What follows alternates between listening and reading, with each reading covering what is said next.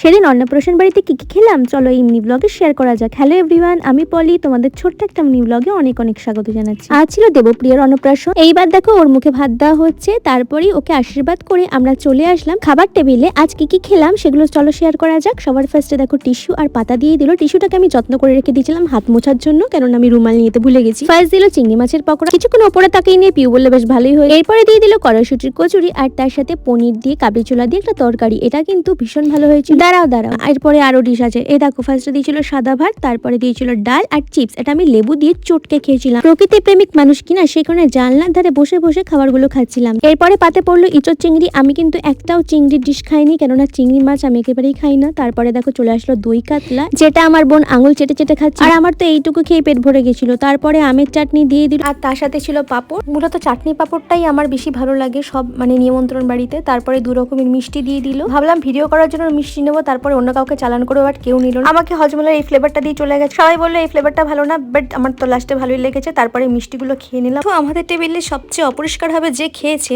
তার যে রসমালাইগুলো ছিল তা আমার হাজবেন্ড সবই খেয়ে নিয়েছিল। আর কে অপরিষ্কার করে খেয়েছে সেটা আর দেখালাম না।